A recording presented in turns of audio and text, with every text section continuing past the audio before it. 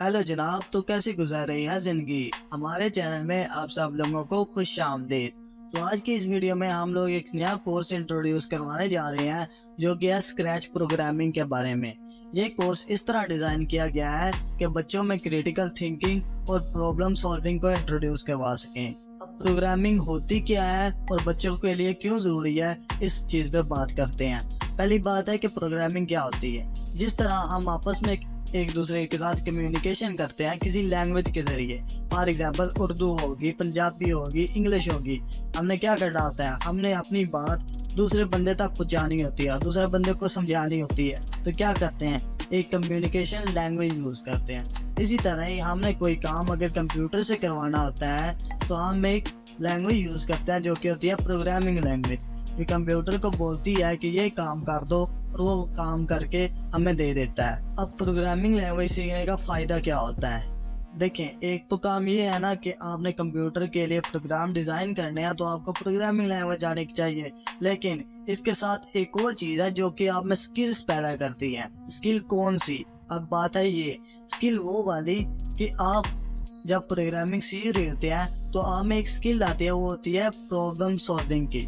For example, आपको कहा जाता है कि आपने एक ऐसा प्रोग्राम बनाना है जो जिस तरह कैलकुलेटर का, ठीक है, जो नंबरों को जमा कर दे, ठीक है। अब आप क्या करेंगे, आप सोचेंगे कि मैं प्रोग्राम किस तरह बना सकता हूँ। मैंने नंबरों को जमा करना है तो मैं क्या करूँगा, मैं एक प्रोग्राम बनाऊंगा जो यूज़र से नंबर्स ले और उनको ऐड करके रिजल्ट शो करवा दे।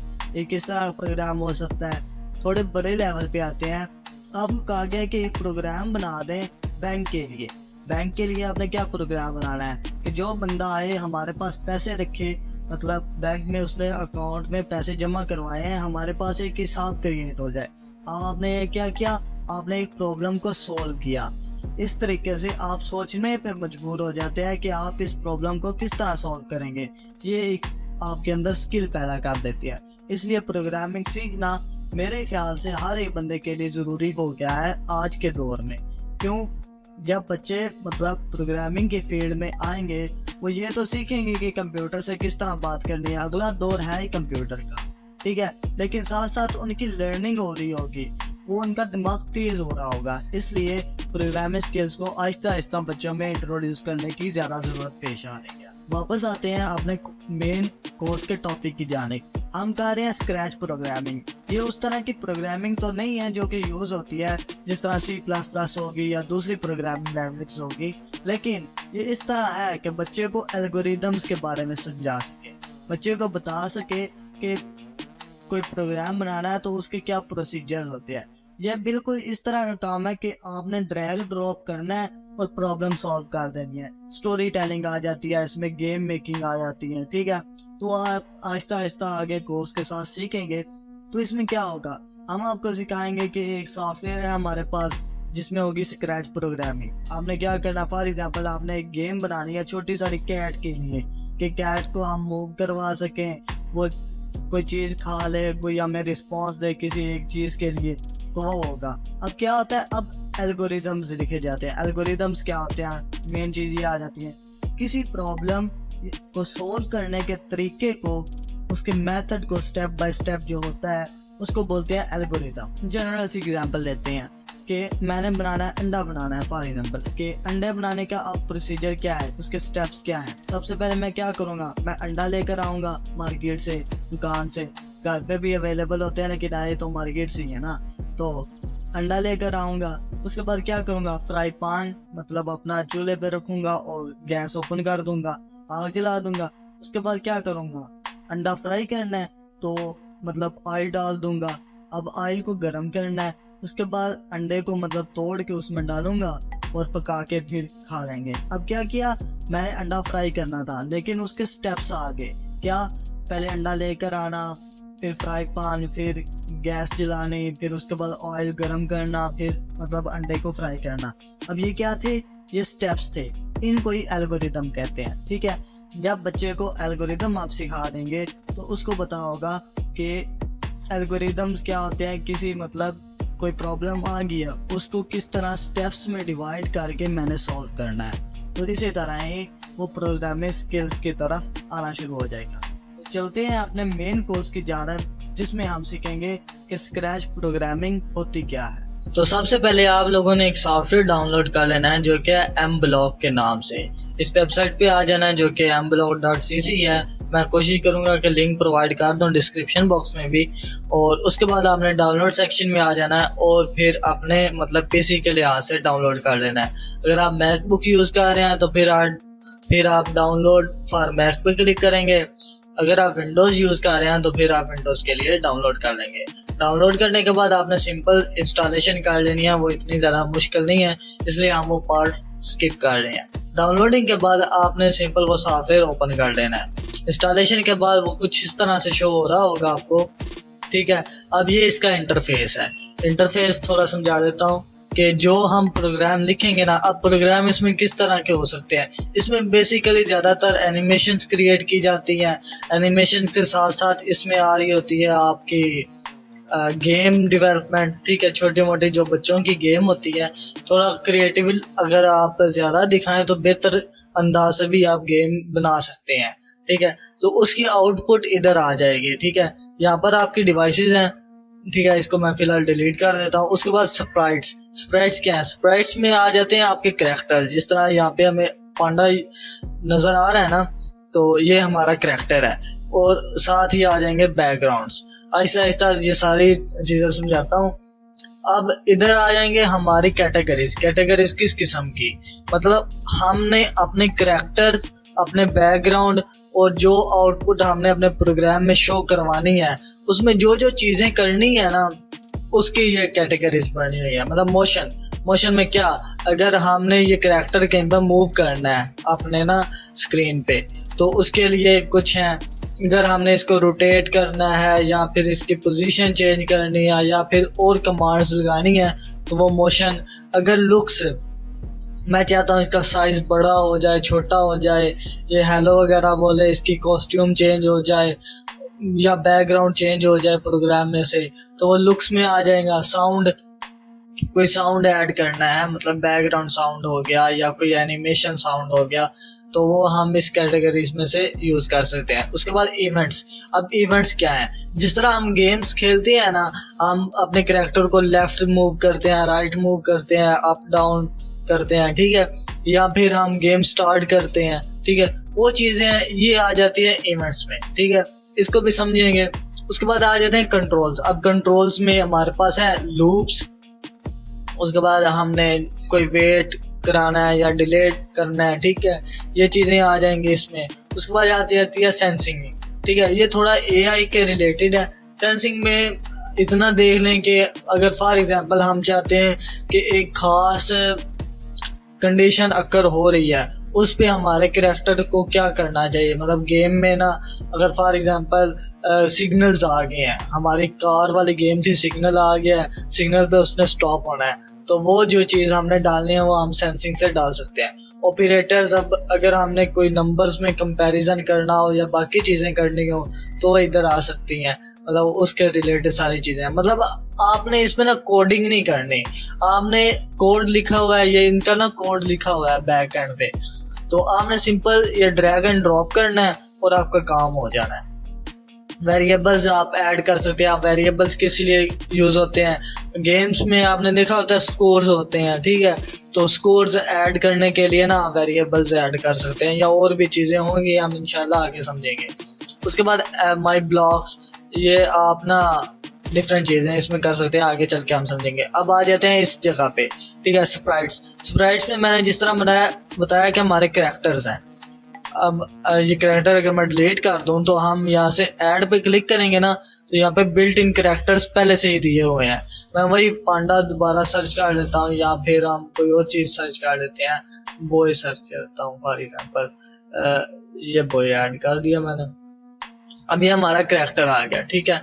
इस तरह आप कैरेक्टर ऐड कर सकते हैं। बैकग्राउंड भी आ जाता है हमारे पास, वो भी समझाता हूँ। अब अगर हम इधर गौर करें ना आप, तो यहाँ पे स्प्राइट नेम है पहले तो, ठीक है, मतलब जो कैरेक्टर आप यूज कर रहे हैं ना उसका नाम क्या है, पहली चीज आ जाती है। ये याद रखनी होती है, क्योंकि मतलब अगर हमने कोई मोशन वगैरह की कमांड देनी है तो हमें याद होना चाहिए कि हम कौन से कैरेक्टर पे ना वो चीज़ अप्लाई कर रहे हैं। اس کے بعد ایکس ایکسس ہیں اور وائی ایکسس ہیں، یہ اس کی پوزیشن کو بتا رہا ہے، اس کے بارے میں سمجھاتا ہوں ابھی. اور ڈائریکشن ہے اور اس کا سائز ہے. اگر میں اس کا سائز انکریز کرنا چاہتا ہوں تو 150 کروں گا اور یہ دیکھیں اس کا سائز انکریز ہو گیا. آگے اس کے نیچے کاسٹیومز ہیں اور بیک گراؤنڈز ہیں. اب اگر میں اس کو سمجھاؤں ایکس ایکسس اور وائی ایکسس کو، بیک گراؤنڈ میں جاتا ہوں اور یہاں سے نا میں ایک بیک گراؤنڈ ایڈ کرتا ہوں جو کہ ہے بیک گراؤنڈ کس طرح ایڈ کرتے ہیں. بیک گراؤنڈ میں جانا ہے آپ نے، ٹھیک ہے، یہاں پلس والے سائنس پہ بھی کلک کر کے آپ ایڈ کر سکتے ہیں، یا پھر آپ ادھر کاسٹیومز پہ کلک کریں گے اور اس کے بعد ادھر ایڈ بیک ڈراپ، یہاں پہ آپ اپنا بیک گراؤنڈ کریٹ بھی کر سکتے ہیں. اور ایڈ بیک ڈراپ پہ کلک کریں گے تو جو بلٹ ان ہے نا وہ آ جائیں گے. اب میں آپ کو سمجھانے کے لیے ادھر سے گریڈ والا لے لیتا ہوں. اب یہاں دیکھیں یہ ہے نا، یہ ہمارا ایکس ایکسس ہے مائنس کی جانب، اور یہ ہمارا ایکس ایکسس ہے پوزیٹیو، اور اوپر آ گیا وائی ایکسس پوزیٹیو، نیچے آ گیا وائی ایکسس نیگیٹیو. ٹھیک ہے، اب ہم نے کریکٹر موو کرنا ہے نا. اگر ہم کریکٹر کو ادھر لے کے جائیں گے نا اس طرف، تو ہماری ایکس ایکسس کی ویلیو انکریز ہو جائے گی، یہ آپ دیکھ رہے ہیں. ٹھیک ہے، اور اگر میں مطلب اس کے الٹ لے کر جاؤں گا دوسری طرف تو وہ مائنس میں چلی جائے گی. یہ جو مطلب وائی ایکسس کی ہے اسی طرح ہی ہوگی کہ اگر ہم اس کو نیچے لے کے جاتے ہیں تو وہ مائنس ہو رہی ہے، اور اگر ہم اوپر لے کے جاتے ہیں تو وہ پلس ہو رہی ہے. جو میکسیمم ویلیو ہے وائی ایکسس کی وہ 180 ہے اور یہ 240، اسی طرح ویلیوز دی گئی ہیں. اب اگر ہم نے مطلب ایکس ایکسس اور وائی ایکسس کمبینیشن سے فار ایگزامپل اس پوائنٹ پہ لے کے آنا ہے تو وہ دونوں کا کمبینیشن سے آئے گی، مطلب ایکس ایکسس کی ایک پوائنٹ ہے اور ایک وائی ایکسس کا ہے. یہ ہوگی وہ چیزیں کہ ہمارا مطلب پوزیشن کے لحاظ سے. اس کے بچے کی اس طرح ڈیفرنٹ کاسٹیومز بھی آ جائیں گے، وہ ہم بعد کی چیزیں ہیں وہ ہم بعد میں دیکھیں گے. ٹھیک ہے، اب آپ نے سمجھ لیا کہ اس کا انٹرفیس کیا ہے، کیٹیگریز آپ کو سمجھ آ گئی ساری. اس کے بعد آ جاتے ہیں ایکشنز. ٹھیک ہے، ایکشنز وہی میں نے پہلے بتایا، جس طرح کہ اگر میں اس کو سلیکٹ کروں تو ادھر موشنز میں آؤں تو یہ ایکشنز ہیں ہمارے. ہم نے کیا کرنا ہے، اگر میں چاہتا ہوں نا کہ یہ موو ہو 10 سٹیپ ادھر، ٹھیک ہے، اور اگر میں اس کو کلک کرتا ہوں یہ دیکھ لیں ایکس ایکسس میں نا یہ موو ہو رہا ہے. ٹھیک ہے، اسی طرح ہی ہم آگے سمجھیں گے باقی چیزیں. پوزیشن ہم نے دیکھ لی. اب ہم ایک چیز چیک کرتے ہیں، میں اس نا کریکٹر کو ڈیلیٹ کرتا ہوں. اگر آپ نے اپنا کریکٹر خود کا ایڈ کرنا ہے، ٹھیک ہے، مائی اسپرائٹ میں سے نا آپ ادھر سے براؤز کر کے نا لا سکتے ہیں اور وہ آپ کا اپنا کریکٹر ایڈ ہو جائے گا. ٹھیک ہے، اگر آپ نے کوئی رینڈم جنریٹ کرنا ہے خود کا مطلب لکھنا ہے تو وہ اس طرح لکھ سکتے ہیں. اگر ٹیکسٹ لکھنا ہے تو اگر میں ٹیکسٹ پہ کلک کر دوں اور یہاں پہ ٹیکسٹ لکھ دوں فار ایگزامپل MB اکیڈمی ہی لکھ دیتے ہیں اکیڈمی، تو یہ میرا ٹیکسٹ ایڈ ہو جائے گا. ٹھیک ہے، یہ اس طرح وہ آ جانا ہے ہمارا ٹیکسٹ.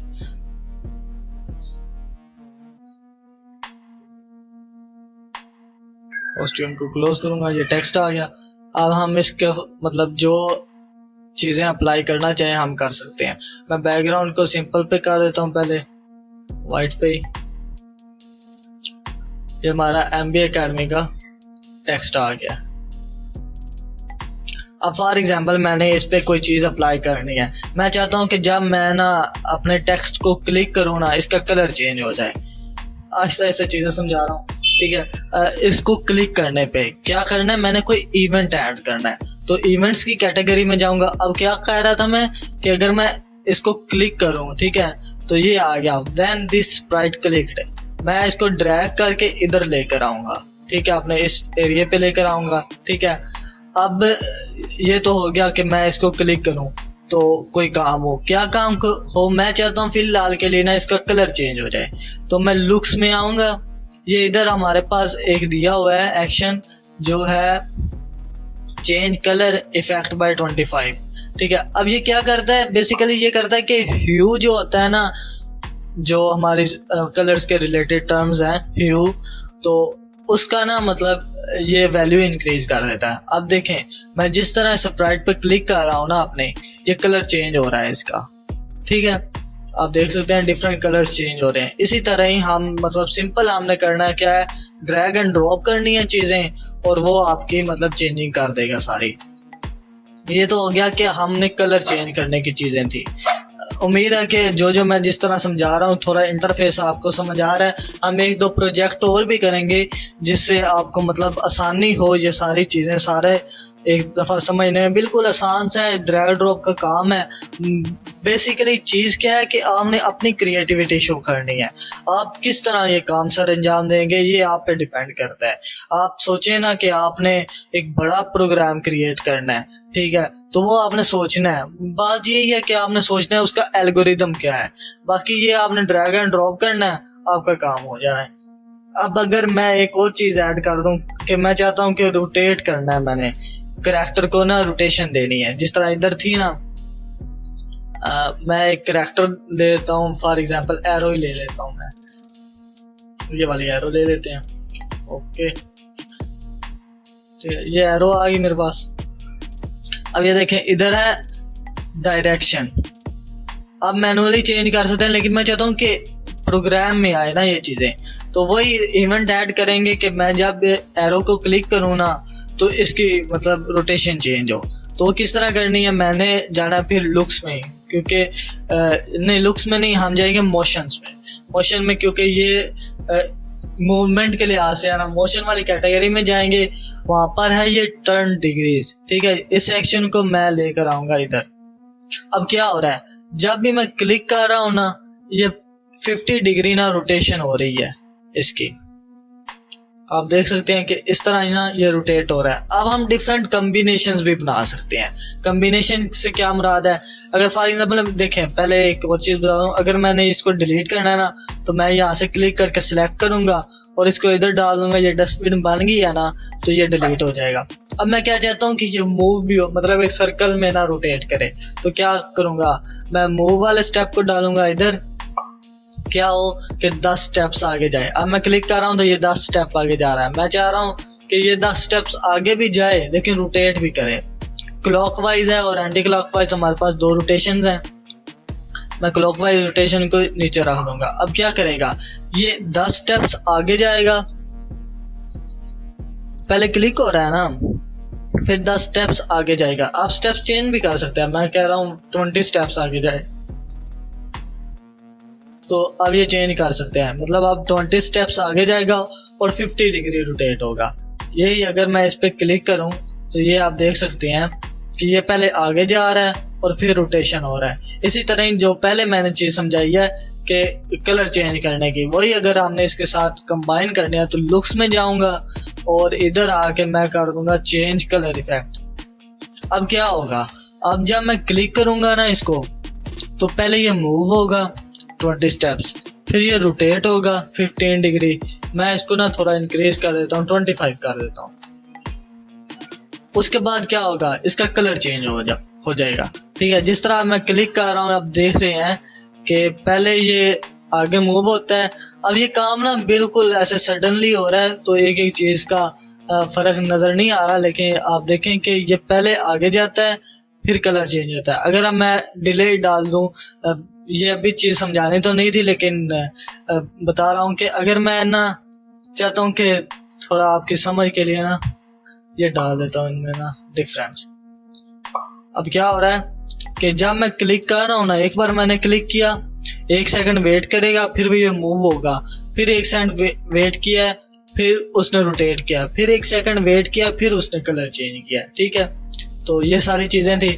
اب ہم اگلے پروسیس کی جانب بڑھتے ہیں جو کہ ہے ہمارا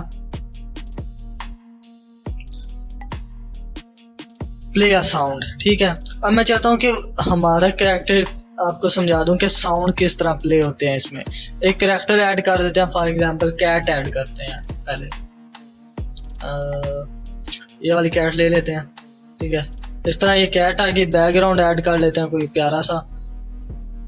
یہ ادھر ہی بیک ڈراپ پہ آئیں گے اور انڈورس میں سے نا کوئی, یہ کیٹیگریز ڈفرینٹ بنی ہوئی ہیں. آپ اس میں سے نا بلٹ ان جو پہلے سے ہیں اس میں سے کوئی نہ کوئی ایک سلیکٹ کر دیتے ہیں. یہ بیڈ روم 3 لے لیتا ہوں فی الحال کے لیے.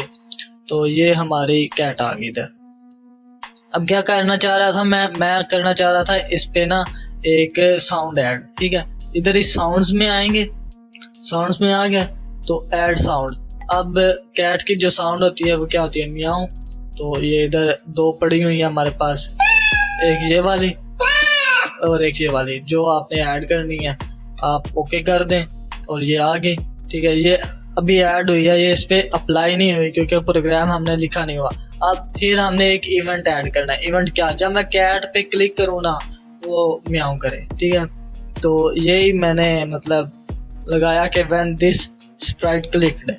ٹھیک ہے, جب اسپرائٹ کو کلک کیا جائے گا تو کیا کرنا ہے, اس نے ساؤنڈ دینا ہے. ساؤنڈ کیا, پلے ساؤنڈ. اب ساؤنڈ کون سا ڈالنا ہے یہ ادھر سے آپ سلیکٹ کر سکتے ہیں.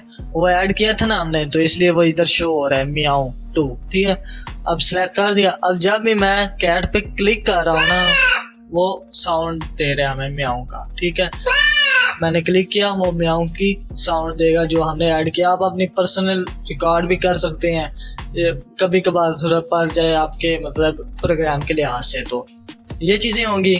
مطلب ابھی تک آپ نے کیا سیکھا, آپ نے سیکھ لیا ہے کہ کسٹم کریکٹر کس طرح بنا سکتے ہیں, جس طرح ہم نے ٹیکسٹ ایڈ کیا. اس کے بعد ہم نے دیکھا کہ ہم نے ایونٹس کس طرح ایڈ کرنے ہیں. اس کے بعد ہم نے بیک گراؤنڈ چینج کیا, کریکٹر کے بارے میں سمجھا, روٹیشن سیکھی ابھی تک, ساؤنڈ کس طرح پلے کرتے ہیں, کوئی ساؤنڈ کس طرح ایڈ کرنا ہے, یہ چیزیں ہم نے سیکھ لی ہیں. پروگرام بالکل سمپل سی چیز ہے, اتنا زیادہ لمبا نہیں ہے. تو آہستہ آہستہ کور کر رہا ہوں, زیادہ لمبی ویڈیو بھی نہیں ہوگی, مطلب کورس اتنا زیادہ لمبا نہیں ہونے جا رہا. کوشش ہماری اتنی رہی ہوگی کہ ہم کم ٹائم میں زیادہ سے زیادہ چیزیں سیکھ جائیں. اب ایک اور چیز میں چاہتا ہوں کہ اس کا نا سائز چینج ہو جائے. سائز کس طرح چینج کرنا ہے کہ میں چاہتا ہوں کہ جب یہ میاؤں تو کر ہی رہی ہے نا, میاؤں کرنے کے ساتھ ساتھ نا اس کا سائز وہ ایک بار نا یہ بڑی ہو پھر چھوٹی ہو, مطلب وہ بلنک کرے. ٹھیک ہے, اس طرح نا کچھ. تو وہ کیسے کرنا ہے کہ میں آؤں گا کنٹرول میں, دوبارہ ہی وہ ایونٹس میں پہلے آؤں گا. جب یہ اسپرائٹ کلک ہو, کیا کہہ رہا تھا میں, ساؤنڈ ایڈ ہو. ٹھیک ہے, ساؤنڈ ایڈ ہو جائے وہی میاؤں والی. اس کے بعد ہم نے کیا کرنا ہے, میں نے سائز انکریز کرنا ہے نا. اب سائز انکریز کرنے کے دو طریقے ہیں. ایک لکس میں جاؤں, میں سیدھا جا کے کہہ دوں کہ چینج سائز بائی 10. اب کیا میاؤں کا آ رہی ہے وہ ساتھ ہی بڑی ہوگی.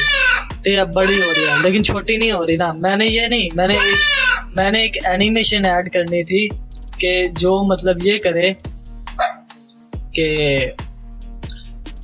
وہ بلنک کرے, مطلب ایسے نا پوپ اپ ہو جائے. ٹھیک ہے, میں اس کے سائز کو دوبارہ 100 پہ کر دوں گا ادھر سے. اب سائز اس کا وہی آ گیا. اب ہم نے کیا کرنا تھا, میں نے کہہ رہا تھا کہ ایک پاپ اپ آئے, تو اس کے لیے میں کنٹرول میں جاؤں گا.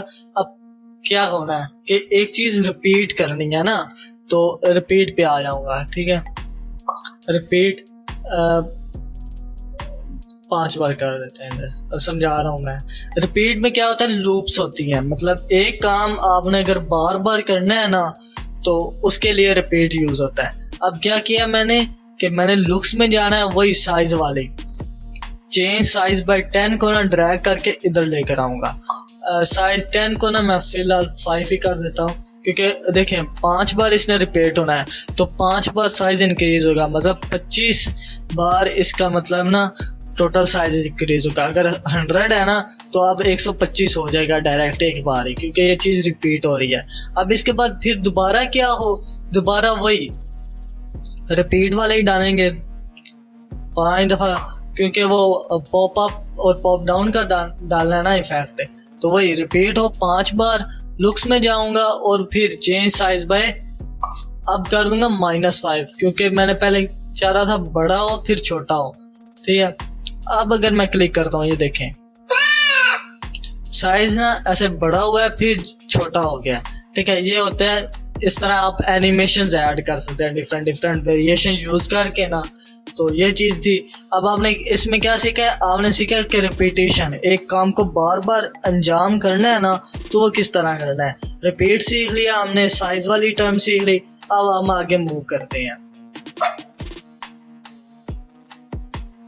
اب ایک چیز ہوگی, اب میں چاہ رہا ہوں کہ کوئی ایونٹس ہے وہ ڈن ہو جب میں کوئی کی پریس کروں. ٹھیک ہے, فار ایگزامپل میں چاہ رہا تھا کہ یہ جو پاپ اپ والا تھا, ٹھیک ہے, یہ کام دوبارہ کرتے ہیں. وہی کنٹرول ایونٹس میں جاؤں گا اب کیا کرنا ہے کہ میں چاہ رہا ہوں ایک میں کی پریس کروں اور کام ہو جائے.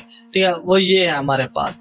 وین اسپیس یا کوئی بھی کی پریس ہو, اس میں نا آپ کے پاس ڈفرینٹ آ جاتے ہیں. فی الحال اسپیس ہی رکھتے ہیں. اسپیس پریس ہو تو کیا ہو, وہی چیز کریں گے کہ ہم جائیں گے ریپیٹ میں, سائز انکریز ہو ہمارا, لکس میں جائیں گے, چینج سائز بائی 10, اس کو ڈپلیکیٹ کر لیتا ہوں. ادھر اگر آپ رائٹ کلک کریں گے نا تو یہ ڈپلیکیٹ ہو جائے گا, اس کے بعد ڈریگ کر کے ادھر رکھ دیں گے اور وہی ہو گیا. اب اس کو -10 کر دیتا ہوں میں. اب کیا ہوگا, اب کلک کرنے سے نہیں ہو رہا. ٹھیک ہے, اب اگر میں اسپیس پریس کر رہا ہوں نا کی بورڈ سے, تو دیکھیں وہ سائز انکریز ہوا پھر ڈیکریز ہوا ہے. میں اس کی یہ ادھر رکھتا ہوں. اب دیکھیں پریس کیا, سائز انکریز ہوا پھر ڈیکریز ہو گیا. تو یہ کس سے ہو رہا ہے, یہ اسپیس کی سے ہو رہا ہے. اگر میں اسپیس کی کو پریس کروں گا تو یہ کام ہو رہا ہے. ادھر ہم نے کیونکہ یہ اسپیسیفائی کیا ہوا ہے. اگر آپ کوئی آپ کی پریس کرتے ہیں, فار ایگزامپل اگر میں اب آپ کی پریس کروں گا, اپ ایرو جو ہوتا ہے کی بورڈ میں سے اس کو کلک کروں گا, اب تب سائز انکریز ہوگا. اس طرح آپ کر سکتے ہیں. ٹھیک ہے, اس کو میں ڈیلیٹ کر دیتا ہوں دوبارہ. اب اگلی جانب بڑھتے ہیں. وہ کیا ہوگا کہ کریکٹر کوئی چیز آپ کو بول رہا ہے. فار ایگزامپل یہ کریکٹر میں ڈیلیٹ کرتا ہوں. فی الحال بیک گراؤنڈ میں جاتا ہوں, بیک گراؤنڈ بھی چینج کر دیتے ہیں, کوئی اچھا سا لگاتے ہیں, کلاس روم کا کوئی لگاتے ہیں, کلاس. ادھر نا آپ سرچ کر سکتے ہیں. فی الحال میں نا یہ کلاس روم سلیکٹ کر لیتا ہوں. ٹھیک ہے, یہ کلاس آ گئی ہمارے پاس. اب اس کے لحاظ سے میں کوئی ٹیچر بھی سلیکٹ کر لیتا ہوں, TACHER. یہ ٹیچر میں نے سلیکٹ کر لیا. اب سے سم تھنگ اس طرح ہوگا کہ ایک تو طریقہ ہے کہ ٹیچر کچھ بول لے, مطلب پیچھے ساؤنڈ آ جائے اور اینیمیشن چلے. وہ لمبا پروسیجر ہے, آپ وہ کر سکتے ہیں. جس طرح میں نے بتایا کہ آپ خود کا ساؤنڈ ریکارڈ کر سکتے ہیں نا, تو اسی طرح ہی آپ نے ساؤنڈ ریکارڈ کرنا ہے اور وہ ڈال دینا ہے. ٹھیک ہے, اتنی مشکل چیز نہیں ہے. آگے انشاءاللہ جب پروجیکٹ کریں گے تو اس کی بھی آپ کو سمجھ آ جائے گی. ٹھیک ہے, اب ہم نے مطلب کریکٹر بھی ڈال دیا, وہ بھی ڈال دیا. اب کیا کرنا ہے کہ ہم نے ایک ایونٹ کلک کرنا ہے. وہی ایونٹ دوبارہ ڈال دیں گے کہ جب ٹیچر کو کلک کیا جائے, مطلب یہ ہمارے کریکٹر کو, تو وہ کیا کرے, کچھ بولے, say something, ہے نا. تو لکس میں آئیں گے تو یہ ہے ہمارے پاس say hello for 2 seconds یا جو بھی چیز آپ نے رکھنی ہے. تو یہ پہلے میں نے رکھا, اس نے بولنا ہے 2 سیکنڈ کے لیے ہیلو, اس طرح. ٹھیک ہے, اب ہیلو کے بعد آگے پھر وہ 2 سیکنڈ میں کوئی چیز بول دے. تو ٹیچر ہے تو ہم بول دیں گے ہاؤ آر یو اسٹوڈینٹس. اس طرح نا آپ لکھ سکتے ہیں ہاؤ آر یو اسٹوڈینٹس.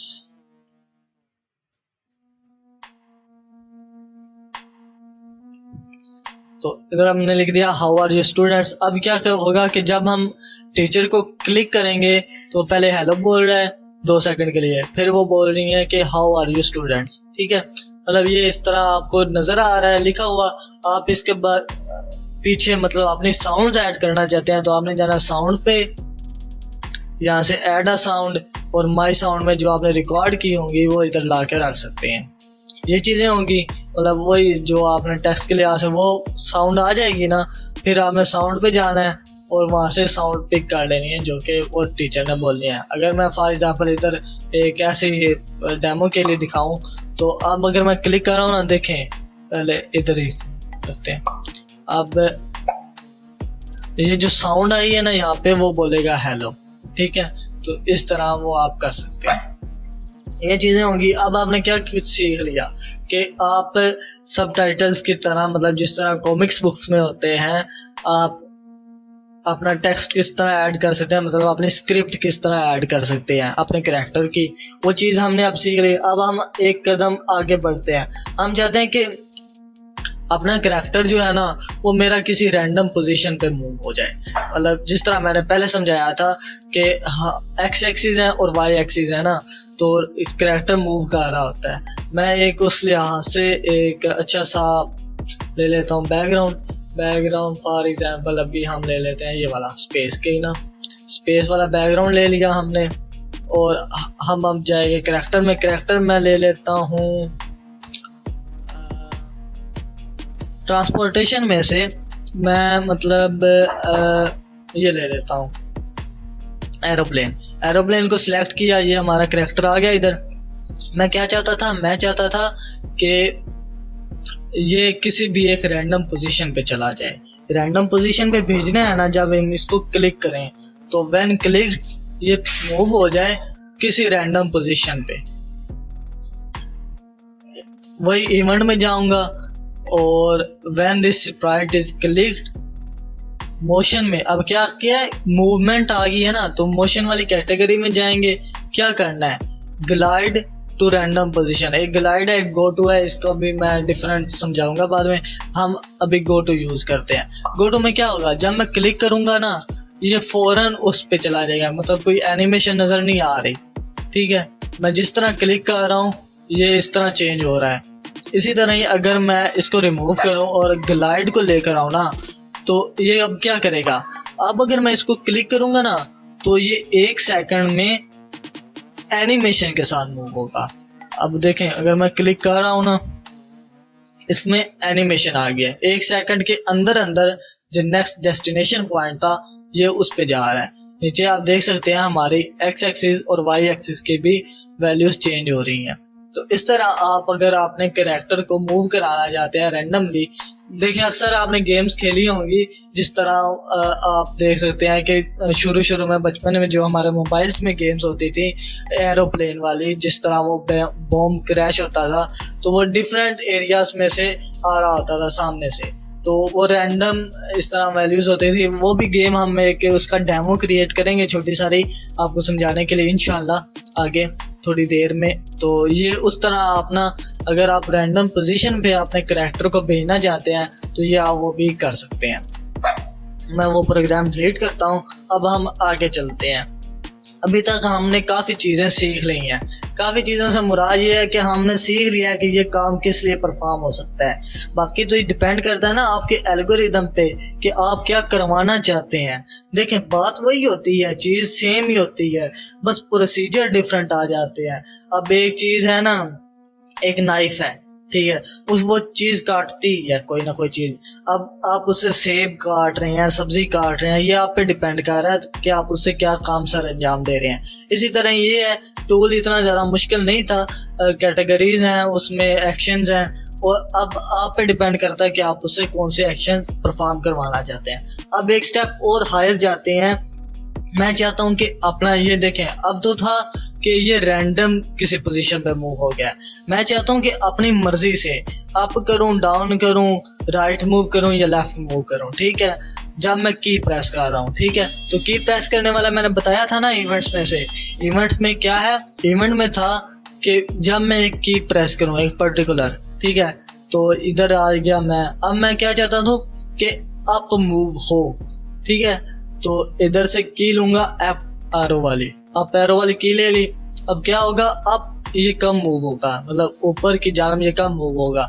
जब वाई एक्सिस की वैल्यू इंक्रीज होगी तो उसके लिए हम जाएंगे मोशन में। मोशन में क्या करेंगे, हम करेंगे ये इधर एक एक्शन है हमारे पास, चेंज वाई बाई 10, ठीक है। अब क्या होगा, जब भी हम एरो की प्रेस करेंगे ना अप वाली, तो ये ऊपर मतलब इसकी एक्स वैल्यूज में, मतलब वाई एक्सिस में इंक्रीज होगा, ठीक है, इंक्रीमेंट हो जाएगा। अब इसी को डुप्लीकेट कर लेते हैं। अगर नीचे भेजना है तो मैं, मतलब अब आपको समझ आ रही होगी कि हम डिफरेंट एक्शंस और डिफरेंट इवेंट्स क्रिएट कर सकते हैं। क्या था, डाउन, अब डाउन भेजना है। अब क्या करेंगे कि वाई एक्सिस में डिक्रीज करना है, तो क्या होगा, सिंपल इसके साथ माइनस लगा देंगे, सिंपल सी बात है, माइनस लगा दिया। अब क्या होगा, जब भी हम डाउन एरो की प्रेस करेंगे तो वाई एक्सिस में कम हो जाएगी वैल्यू, ठीक है। इस तरह वो नीचे मूव हो रहा है अब, ठीक है, पहले अब ऊपर मूव हो रहा था, अब की से अब नीचे भी, अब दोनों कीज फंक्शनल है। अब देखें, जब मैं अप की प्रेस कर रहा हूँ ना, तो ये देखें हमारे पास ये वाला ब्लॉक चल रहा है, ठीक है, ब्लिंक कर रहा है ना, और जब मैं डाउन की प्रेस कर रहा हूँ तो ये वाला ब्लॉक चल रहा है। दोनों ब्लॉक हमारे पास फंक्शनल है। अब क्या करना था, लेफ्ट एंड राइट, इसी को ही मतलब सिलेक्ट कर लेंगे या नया इवेंट ऐड कर लेंगे कि व्हेन हमारे पास लेफ्ट की क्लिक हो, क्या करें कि एक्स एक्सिस में माइनस हो जाए, क्योंकि हमने इधर भेजना है ना, मतलब पीछे की जानिब लेफ्ट की से, तो क्या होगा, एक्स एक्सिस में माइनस होगा। تو اس کے لیے ہم آ جائیں گے چینج ایکس بائی -10. کیا ہوگا؟ -10 پیچھے جائے گا. اور اس کو ڈپلیکیٹ کر لوں اگر میں تو یہ پلس کی ویلیو ہوگی. اب رائٹ کی پریس کرنے سے یہ آگے جا رہا ہے.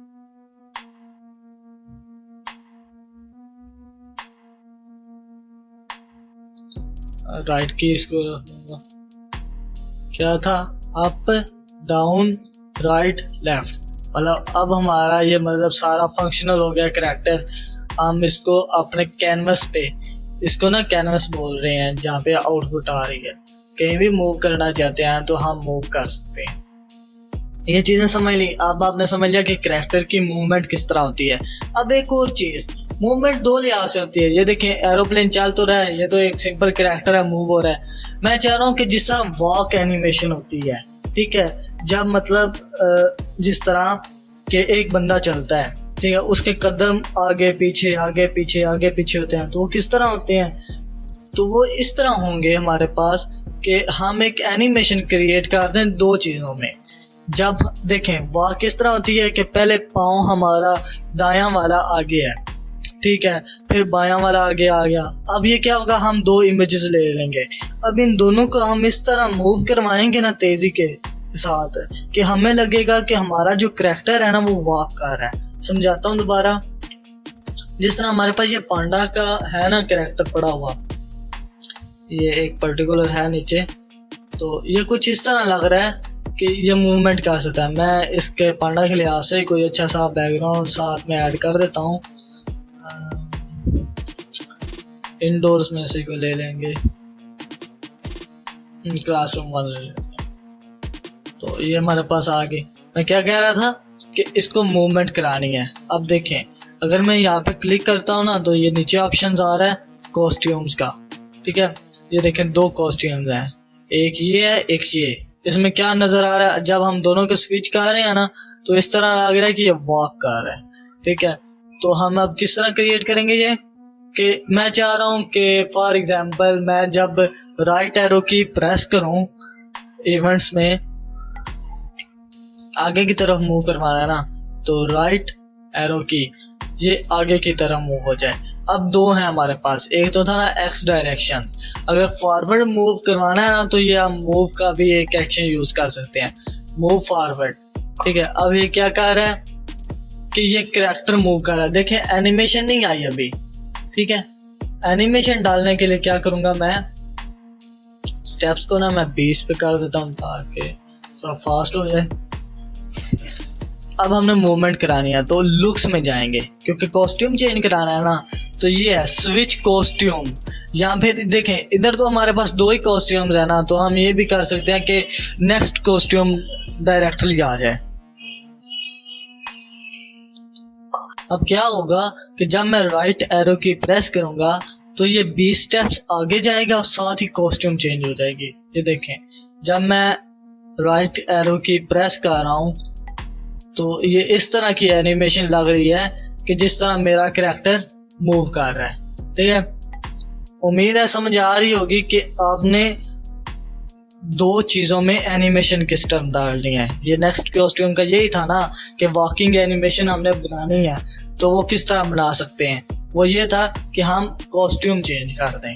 دو کاسٹیومز ہیں نا ہمارے پاس، وہ چینج کر دیں تو ہمارے پاس ایک اینیمیشن آ جائے گی. صرف واکنگ ہی نہیں، آپ اگر فلائی اینیمیشن ہے، آپ کے پاس دو اینیمیشن اس طرح ہے کہ ایک برڈ ہے، ایک دفعہ پر اس کے کھلے ہوئے ہیں اور ایک دفعہ کلوز ہیں، تو اس میں نا وہ اس طرح ہمیں لگے گا اگر ہم اس میں اینیمیشن کرائیں گے کہ وہ فلائی کر رہے ہیں. ٹھیک ہے، آپ کی کریٹیوٹی ہے، آپ جس طرح کرنا چاہے کر سکتے ہیں. ڈیلیٹ کر دیتا ہوں، آگے موو کرتے ہیں. آگے ہمارے پاس تھا کہ کریکٹر واک کرتا رہے فار ایور کے لیے. یہ ہم نے رکھا ہے کیونکہ میں نے اپنی لسٹ میں اس لیے رکھا ہے تاکہ میں کچھ چیزیں آپ کو سمجھا سکوں. اس میں میں آپ کو لوپ سمجھاؤں گا، ابھی اسٹیپ سمجھاؤں گا اور باقی چیزیں ڈیلے وغیرہ ڈالنا سکھاتا ہوں. کہ میں چاہتا ہوں کہ کریکٹر آگے موو کرتا رہے ہمیشہ. پروگرام سٹارٹ ہوا ہے نا، کریکٹر موو کرنا شروع کر دے. تو کیا میں نے بات کی ہے کہ پروگرام سٹارٹ ہوتے سارے میں یہ نہیں کہہ رہا کہ میں کی پریس کروں. ٹھیک ہے, میں یہ بھی نہیں کہہ رہا کہ میں یہ فلانا ایونٹ ایڈ کروں. میں چاہ رہا ہوں کہ گیم سٹارٹ ہوئی ہے, وہ کریکٹر میرا موو کرنا شروع ہو جائے. ٹھیک ہے, اس کے لیے کیا ہوتا ہے, یہ نیچے آپ کے پاس دو فلیگ, ایک فلیگ ہے اور ایک سٹاپ ہے. ٹھیک ہے, فلیگ کیا ہوگا کہ گو. ٹھیک ہے, تو اس کے لیے ایونٹ کیا ہے میرے پاس, وین گو کلکڈ. ٹھیک ہے, ایونٹ آ گیا ہمارے پاس. اب میں کیا چاہتا ہوں کہ یہ فار ایور موو کرتا رہے. تو کیا کروں گا, کنٹرول میں جاؤں گا, ادھر ایک لوپ ہے ہمارے پاس فار ایور, یہ انفینٹی تک چلتی رہے گی جب تک پروگرام بند نہیں ہو جاتا. تو لوپ ایڈ کر دوں گا, ادھر لوپ ایڈ ہوگی. نیکسٹ چیز کیا ہے کہ سٹیپس انکریز ہوں, تو وہی موو 10 سٹیپس یا 20 جو بھی آپ کرنا چاہیں کر لے, 20 کر دیتے ہیں. اب دیکھیں, اب یہ تو ہوگی چیز میرے پاس. کیا ہوا کہ جب میں یہ کلک کروں گا یہ سٹیپس لینا شروع کر دے گا. اب دیکھیں, اگر میں گو پہ کلک کرتا ہوں تو یہ تو میرے کینوس سے باہر چلا گیا. میں کیا چاہ رہا ہوں کہ کینوس سے ٹکرائے واپس آ جائے, کینوس سے ٹکرائے واپس آ جائے, مطلب اپنی پروگرام میں ہی رہے وہ. ٹھیک ہے, میں اس کو پکڑ کے شروع کر لیتا ہوں پہلے تو. باقی یہ چیز ہے کہ اب میں کیا چاہ رہا تھا کہ وہ چینج ہو, مطلب ویٹ کرے نیکسٹ کاسٹیوم آئے. کاسٹیوم کا تو ایڈ کرنا آپ کو سکھا دیا ہے, اور اس کے ساتھ کیا ہو باؤنس بیک ہو جائے. ٹھیک ہے, وہ کس طرح ایڈ کریں گے, پہلے تو کاسٹیوم ایڈ کرتے ہیں اس کو تاکہ ہمیں دیکھنے میں بھی آسانی اور پیارا بھی لگے. تو نیکسٹ اسٹیپ پہ جائے, کاسٹیوم ایڈ کرے. اس طرح آپ نا ڈریگ ڈراپ کر کے نا, یہ دیکھیں اس میں نا وہ جس طرح گیمز ہوتی تھی نا, ڈیفرنٹ امیج بناتے تھے وہ سرکل لے کے, یہ اس طرح ہی ہے کہ آپ نے وہ ڈیفرنٹ بنے ہوئے ہیں ایکشنز, بس آپ نے ان کو آپس میں جوڑنا ہے اور آپ کا پروگرام کریٹ ہو جائے گا. حالانکہ یہ لگ آسان ہی رہا ہے, لیکن اس کے بیک اینڈ پہ کوڈ لکھا جا رہا ہے جس کے ذریعے کمپیوٹر کے ساتھ کمیونیکیشن ہو رہی ہے پروگرام کی. تو کیا ہوگا اب کہ وہ 20 سٹیپ آگے چلے گا, نیکسٹ کاسٹیوم آ جائے گی. اب ایک چیز ہم نے کیا ایڈ کرنی تھی کہ باؤنس بیک ہو کے آ جائے, مطلب اگر وہ کینوس سے باہر جا رہا ہو تو کینوس میں واپس آ جائے. تو کیا ہوگا, کس میں ہوگا, یہ ہوگا ہمارے موشن کیٹیگری میں. موشن کیٹیگری میں اگر ہم نیچے جائیں تو یہ ہے ہمارا if on edge, اگر ایج پہ آ جائے تو کیا کرے, باؤنس. ٹھیک ہے, تو یہ ادھر آ گیا, اب باؤنس کرے گا. اب اگر میں اس کو گو کروں تو کیا ہوگا, میں نے گو کیا, یہ کیا ہوا, یہ تو ایک الٹا نہیں ہو گیا. ٹھیک ہے, اب کیا کرنا ہے, میں چاہ رہا ہوں کہ یہ الٹا نہ ہو, تو اس کے لیے ہم ایک اور کنڈیشن ایڈ کر دیں گے. وہ یہ ہے کہ سیٹ روٹیشن سٹائل, روٹیشن ہو اس طرح, مطلب کوئی اور روٹیشن یہ لے ہی نہ. اپ اینڈ ڈاؤن کی لے رہا ہے نا, تو میں یہ روٹیشن سٹائل ادھر سے سلیکٹ کر کے ادھر ڈال دوں گا. اب یہ صرف لیفٹ اور رائٹ روٹیٹ کرے گا, اپ اینڈ ڈاؤن روٹیٹ نہیں کرے گا. ٹھیک ہے, اب اگر کلک کرتا ہوں تو دیکھیں یہ اس کی واک اینیمیشن کچھ اس طرح ہے. میرے خیال سے یہ زیادہ تیز دوڑ ہے تو میں اس کی سٹیپس تھوڑے کم کر دیتا ہوں. اب اگر میں گو کر رہا ہوں تو یہ تھوڑا سلو بھی ہے اور ہمیں سمجھ آ رہا ہے. اس کے ساتھ ساتھ اگر میں ایک اور چیز کا اضافہ کر دوں کہ میں ڈیلے ڈال دیتا ہوں نا تھوڑا سارا تاکہ اچھا لگے, تو وہی دوبارہ آئیں گے کنٹرول میں, یہ ہے ڈیلے, ویٹ کتنے دیر ویٹ کرے. نیکسٹ کاسٹیوم آنے سے پہلے وہ 0.4 سیکنڈ اتنا ویٹ صحیح ہے, تو ویٹ کرے تھوڑا. اس طرح اب کیا ہو رہا ہے کہ وہ آہستہ آہستہ واک کر رہا ہے ہمارا کریکٹر. ٹھیک ہے, اس طرح کی اینیمیشنز آپ کو امید ہے کہ جو میں نے کریٹ کیا تیزی میں کیا ہے آپ کو سمجھانے کے لیے, امید ہے یہ سمجھ آئی ہوگی. یہ دو چیزیں ہوگی. اب کیا ہوا تھا کہ یہ کریکٹر ہمارا واک اینیمیشن کر رہا ہے, ایک اچھی سی اینیمیشن بن گئی ہے. آپ اس طرح کی اور اینیمیشنز ٹرائی کر سکتے ہیں. ہمارے پاس کریکٹرز بھی بلٹ ان کافی سارے پڑے ہوئے ہیں, بیک گراؤنڈ بھی کافی سارے ہیں. اپنی کریٹیوٹی پریکٹس کریں, پریکٹس کے ساتھ ساتھ آپ کو نا یہ چیزیں اور سمجھ آئیں گی. دیکھیں باؤنس بیک کر کے واپس آ گیا. اب میں اس کو سٹاپ کرتا ہوں اور ادھر سے پروگرام اور کیمرہ سارا کچھ ڈیلیٹ کر کے صاف کرتا ہوں شروع سے. اب اگلی چیز پہ موو کرتے ہیں. میں چاہ رہا ہوں کبھی کبھی پروگرام میں یہ ہوتا ہے نا کہ میں چاہ رہا ہوتا ہوں کہ ایک خاص جگہ پہ چلا جائے.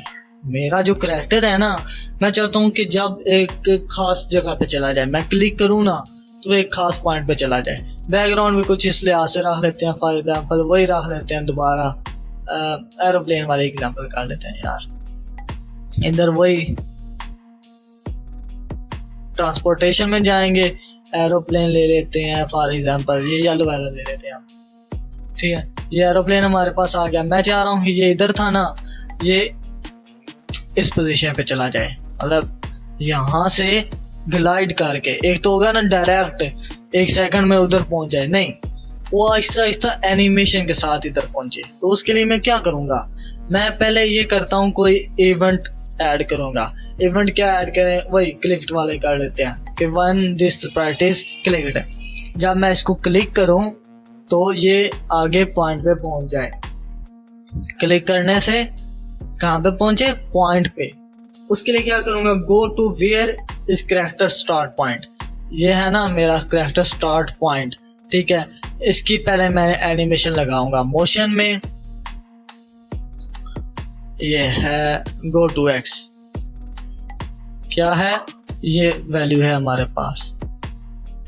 कहाँ पे मैं भेजना चाहता हूँ इसको मैं पहले लेके जाऊंगा उस पॉइंट पे। अब देखें, जब मैंने इस पॉइंट पे ला के रखा है तो मेरे एक्शंस की वैल्यू भी चेंज होके मेरे पास आ गई है। अब मैंने क्या करना था, ग्लाइड, ये तो था ना गो टू में क्या था कि वो डायरेक्टली उस पोजीशन पे पहुंच जाता था, लेकिन ग्लाइड में जितना सेकंड या जितना टाइम आपने दिया हुआ है उस टाइम के अंदर अंदर वो आहिस्ता आहिस्ता एनिमेशन के साथ पहुंचता है। तो ये मैं ग्लाइड ऐड कर लूंगा। अब अगर मैं इस पे क्लिक करूं तो ये देखें एक एनिमेशन आ रही है हमारे पास कि ये इस तरह फ्लाई करता हुआ जा रहा है। एनिमेशन का सेकंड अगर मैं ड्यूरेशन 2 सेकंड कर दूं और फिर क्लिक करूं तो ये देखें आहिस्ता आहिस्ता आप वो ऊपर जा रहा है, ठीक है।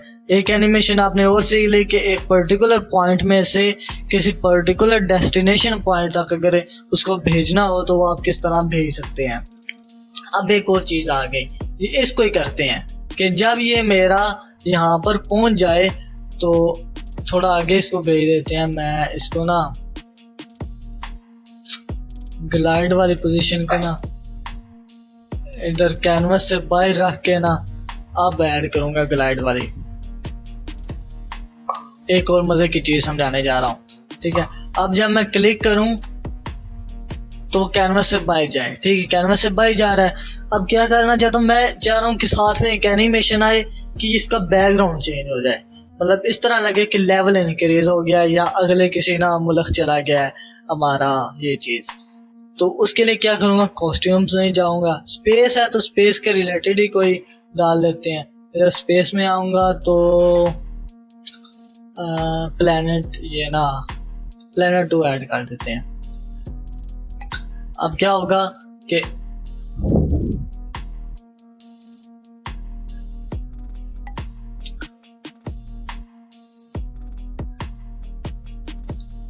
अब 2 है ना कॉस्ट्यूम्स हमारे मेरे पास। जब ये शुरू हो, ठीक है, जब ये शुरू हो तो हमारे पास क्या हो, जो बैकग्राउंड है ना वो पहले वाला हो। पहले वाला कौन सा, जो था स्पेस।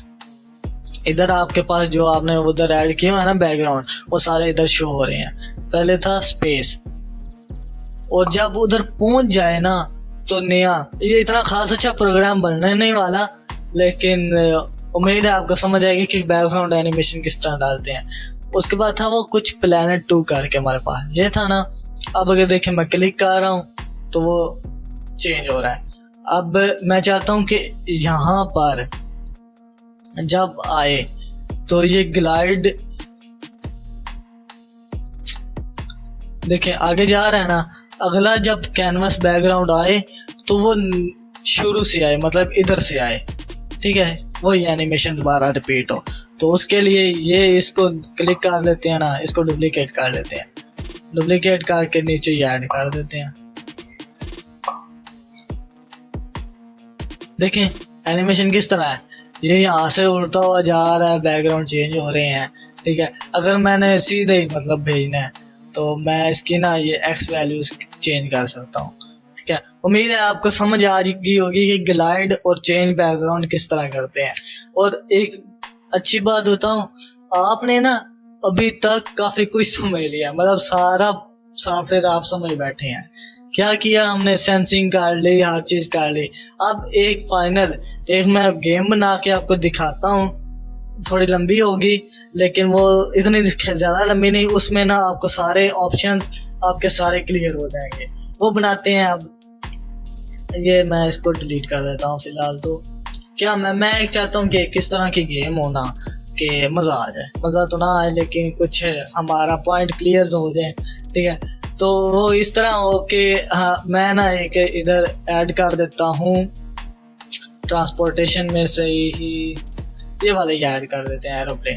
ایروپلین ہے ہمارے پاس، یہ ادھر ایروپلین ہے. اب اس کو میں کیا کرنا چاہتا ہوں، میں اس پہ نا فنکشنز ایڈ کر دوں اپ اینڈ ڈاؤن کے. ٹھیک ہے، تو میں وہی ایونٹس میں جاؤں گا. ایونٹس میں کیا کہ جب میں اپ ایرو کی پریس کروں تو کیا ہو، ہمارا چینج سائز نہیں کرنا تھا، ہم نے کرنا ہے کیا، ایکس ایکسس چینج ہو، موشن میں ہے بلکہ وہ go to change x by 20 کر دیتا ہوں تاکہ تھوڑی فاسٹ اینیمیشن ہو. ایکس اپ ہے نا تو یہ ادھر وائی والا لگے گا. ٹھہرے میں نا یہ کر دیتا ہوں، اس کو رائٹ والے پہ کر دیتے ہیں. اس کو مائنس کر دیتا ہوں، -20 لیفٹ ایرو کی. ٹھیک ہے، دو چیزیں ہمارے پاس آ گئی، لیفٹ اور رائٹ کی، اور آگے بھیجنے کے لیے اور پیچھے بھیجنے کے لیے ایروپلین کو. دونوں چیزیں ہوں گی. اب میں کیا چاہتا ہوں کہ میں چاہتا ہوں کہ اپ اینڈ ڈاؤن بھی ہو. ٹھیک ہے، اس کو میں ڈپلیکیٹ کر لیتا ہوں. ڈپلیکیٹ کیا، اس کو ایکس ایکسس والے کو ہٹا دیں گے اور وائی والے کو لے کے رکھ دیں گے ادھر. اس کو 20 کر دیتا ہوں. اب یہ کس کے لیے تھا؟ اپ ایرو کے لیے، اپ. اور اسی طرح ڈپلیکیٹ کر دیا ہم نے ڈاؤن ایرو کے لیے. ساتھ میں مائنس لگا دوں گا اور اسی طرح ہی سارا کمپلیٹ ہو گیا. میں اس کو نا ادھر نزدیک کر کے رکھ دیتا ہوں سارے فنکشنز کو. اب کیا ہو رہا ہے، اوپر جا رہا ہے، نیچے جا رہا ہے، پیچھے جا رہا ہے اور آگے، مطلب چاروں طرف ہمارا کریکٹر جو ہے ایروپلین وہ موو کر رہا ہے. اب گیم کس طرح کی میں سوچ رہا تھا کہ یہ اس طرح موو ہو رہا ہو نا تو ہم نے بچانا ہے آگے سے، نہ کوئی بم وغیرہ آ رہا ہے اور ہم نے اس سے بچانا ہے اپنے کریکٹر کو. ٹھیک ہے، تو اس کے لیے میں ایک کریکٹر اور ایڈ کروں گا، بوم جو ہے ہمارے پاس. اگر میں سرچ کروں گا BOMB بوم، یہ اس طرح کوئی اینیمیشن آ رہی ہے ہمارے پاس. آپ اور ایڈ کر سکتے ہیں، فی الحال میں یہی ایڈ کر دیتا ہوں. اس کا سائز تھوڑا نا ادھر سے میں سائز چھوٹا کر دوں گا، 50 کر دیتا ہوں، ہاف نا، یا 70 کر دیتے ہیں، 50 کر دیتے ہیں یار. ٹھیک ہے، اب کیا چاہ رہا تھا میں چاہ رہا تھا کہ یہ اس طرح ایسے موو کرتا رہے. ہم نے اس سے بچنا ہے، اور اگر یہ لگ گیا میرے ایروپلین کو تو میری گیم ختم. ٹھیک ہے، تو کیا کہہ رہا تھا میں کہ جب گیم سٹارٹ ہو یہ موو ہونا شروع ہو جائے.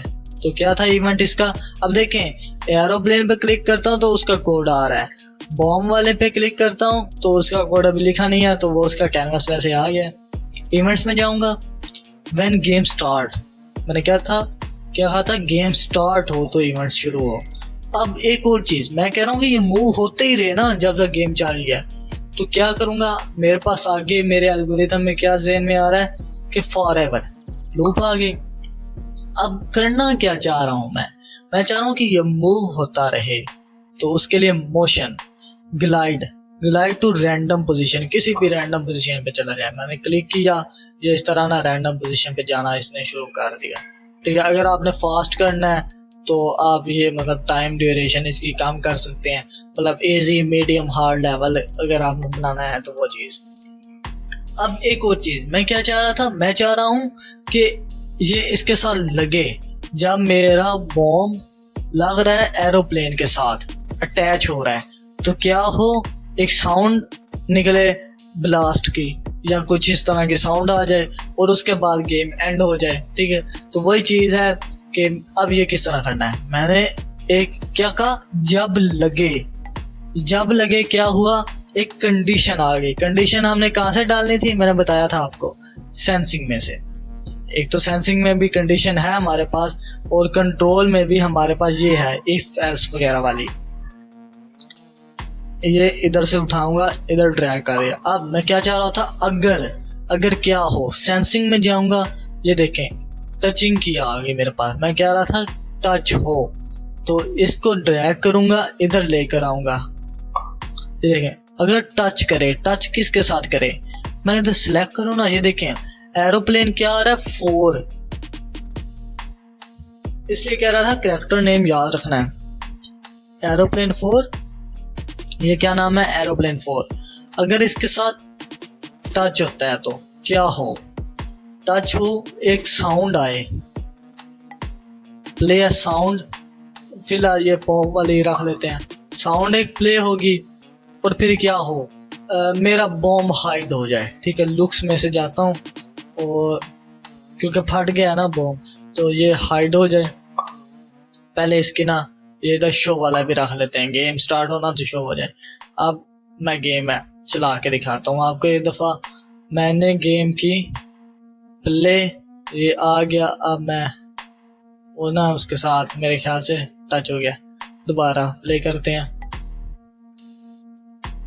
یہ کیا ہو رہا ہے, ٹھہرتے ہیں میں نا کوڈ دیکھتا ہوں اس کا. فار ایور میں گلائڈ کر رہا ہے, ہائڈ ہو رہا ہے. نہیں ہائڈ ہم نے یہ دیکھیں میں نے رکھ دیا تھا باہر. ٹھیک ہے, باہر نہیں رکھنا, اگر کنڈیشن سیٹسفائیڈ ہوتی ہے تب ہائڈ کرنا ہے نا. تو یہ آپ نے ادھر کرنا تھا. اب صحیح ہے پروگرام. اب میں رن کر کے دکھاتا ہوں. یہ دیکھیں وہ موو ہو رہا ہے, تو میں بچ رہا ہوں اس سے. اس طرح میں بچا رہا ہوں اپنے ایروپلین کو. یہ دیکھیں اب لگ گیا تھا, وہ دیکھیں لگا ہے, ساتھ میں ساؤنڈ آیا, وہ غائب ہو گیا. مطلب اب گیم اوور کرنے کی اینیمیشن آپ آگے ایڈ کر سکتے ہیں, جس طرح یہ دیکھیں نا آگے آپ نے ادھر کریکٹر میں ہی جائے نا اگر آپ, تو یہ دیکھیں ادھر آئیکنز میں نا آخر پہ گیم اوور کی بھی ہے, ڈھیر سارے ہیں. آپ ادھر بیٹھ کے نا آرام سے ان کو سارے کو دیکھیں, پریکٹس کریں, آپ کو سمجھ آ جائے گی. تو یہ تھی اینیمیشنز. ابھی تک ہم نے کیا کچھ سیکھ لیا ہے, ہم نے ساری کیٹیگری سیکھ لی ہیں, ساری کیٹیگری سیکھ لی. ہم نے اینیمیشن سیکھ لی, ہم نے بیک ڈراپ کس طرح چینج کرنا ہے وہ سیکھ لیا, ہم نے کریکٹر کو کس طرح چینج کرنا ہے وہ سیکھ لیا, ہم نے موشن سیکھ لی, ہم نے لک سیکھ لی, ہم نے ساؤنڈ سیکھ لی, ہم نے ایف ایل سیکھ لی, ہم نے باقی ساری چیزیں سیکھ لی. اب تو کاریگر نکلے بھائی. تو یہ کورس اتنا مکمل ہو گیا. اب آگے کیا کرنا ہے, میں نے کیا سمجھایا آپ کو, میں نے یہ ساری اینیمیشنز وغیرہ تو سمجھا دی, انٹرفیس سمجھا دیا, کس طرح کیا کرنا ہے وہ سارا سمجھا دیا. امید ہے جتنا سمجھایا ساری سمجھ آئی ہوگی. ایک پروجیکٹ بھی چھوٹا سا کر کے دکھایا ہے, جو گیم ہم نے یہ چھوٹی ساری بنائی ہے. تو یہ چیز ہے. ابھی یہ جو ویڈیو آپ دیکھ رہے ہیں نا, اس کے ساتھ ہی ایک ویڈیو اور مرج ہو کر آئے گی انشاءاللہ. آگے 1-2 ویڈیوز آئیں گی جس میں ہم پروجیکٹ کریں گے اسی سافٹ ویئر پہ.